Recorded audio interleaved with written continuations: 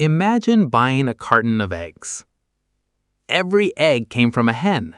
But what happened to all the male chicks born alongside those hens?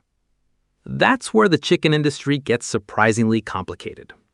A hen can produce hundreds of eggs during her productive life. A rooster obviously can't produce any. So commercial egg farms need huge numbers of female chickens. But chickens are born male and female in roughly equal numbers. That creates a strange problem. If half the chicks are male, what does the egg industry do with them? You might assume those males simply become food. And technically, they can. There's nothing inherently wrong with eating a rooster. Humans have been eating male chickens for centuries. The real issue is economics. Modern agriculture doesn't treat every chicken the same anymore. Through selective breeding, humans have created chickens designed for very different purposes. Some are optimized to produce eggs, others are optimized to produce meat. And those two types can look surprisingly different. Take the modern laying hen. Her body has been shaped through generations of selective breeding to prioritize egg production. She can produce an enormous number of eggs compared with the chickens of the past. But her male offspring don't inherit a useful egg-producing ability. A rooster can't lay eggs. So from the perspective of an egg-producing farm, a male chick doesn't generate the product the farm exists to produce. But there's another problem. The male offspring of egg-laying breeds aren't particularly efficient meat producers either.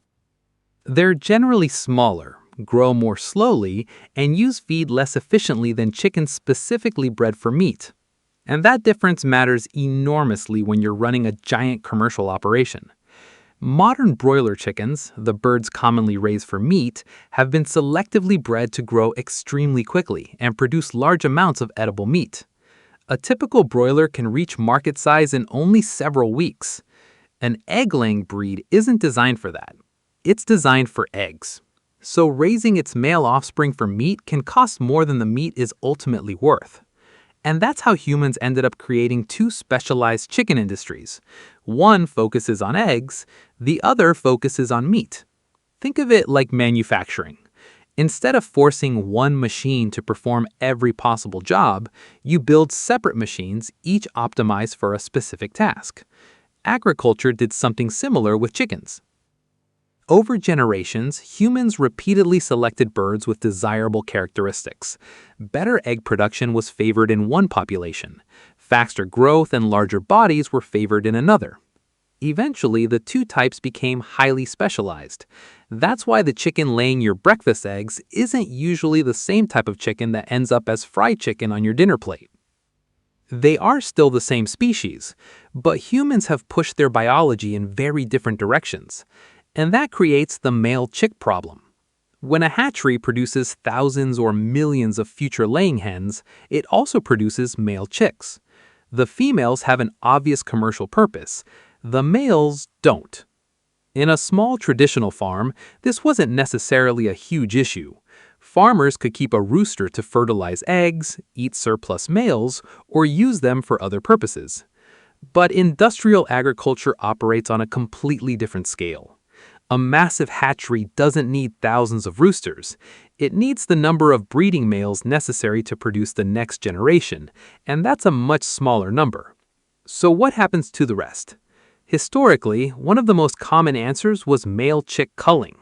Male chicks were removed shortly after hatching because raising them wasn't considered economically practical. It's one of the most controversial consequences of modern egg production.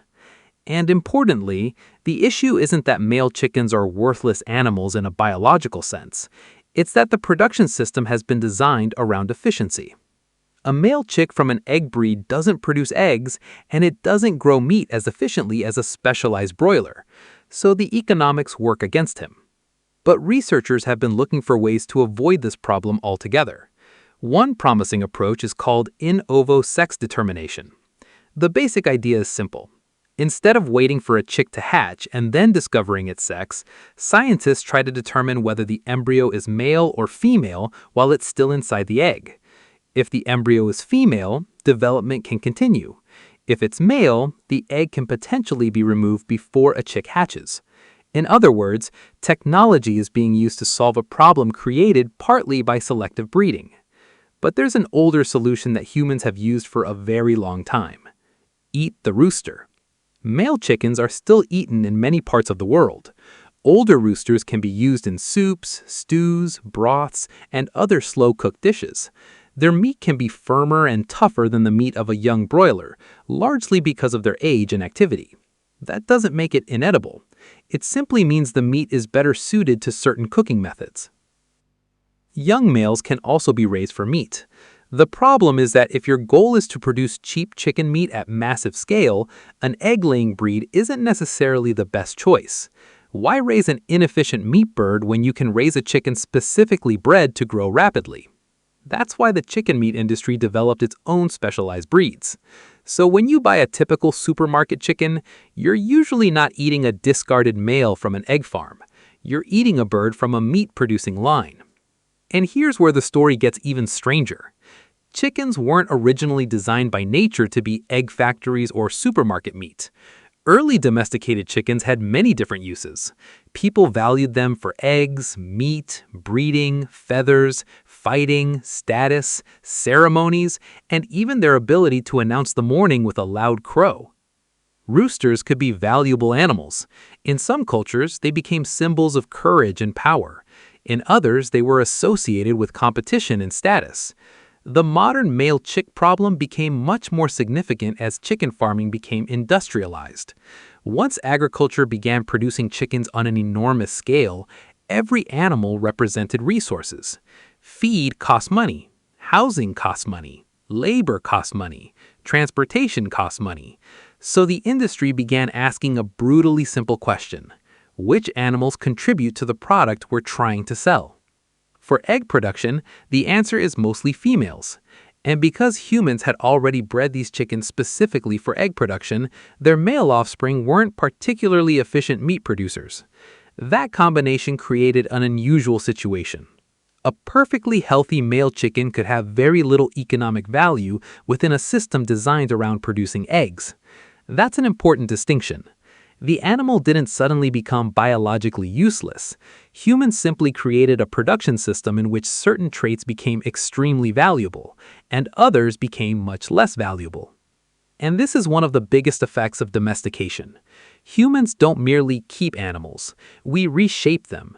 We choose which traits we want. Then we breed animals carrying those traits over and over again. After many generations, the result can be dramatically different from the original animal. The modern chicken is an excellent example. One branch became incredibly efficient at producing eggs. Another became incredibly efficient at producing meat. And that specialization created a problem for the males born into the egg-producing system. So why don't we eat male chickens? The answer isn't that male chickens are poisonous, unhealthy, or somehow unsuitable for food. We absolutely can eat them. The reason they're uncommon in commercial egg production is much simpler. They're usually not the most economical animal for either eggs or meat. The egg industry wants birds that produce eggs efficiently. The meat industry wants birds that grow meat efficiently. And the male offspring of an egg-laying breed fall awkwardly between those two goals. That's the strange consequence of optimizing nature for efficiency. The chicken in your breakfast carton and the chicken in your dinner plate may belong to the exact same species, but humans have selectively bred them for completely different jobs. One became an egg-producing specialist, another became a meat-producing specialist. And the rooster? He ended up caught between the two systems humans created around him.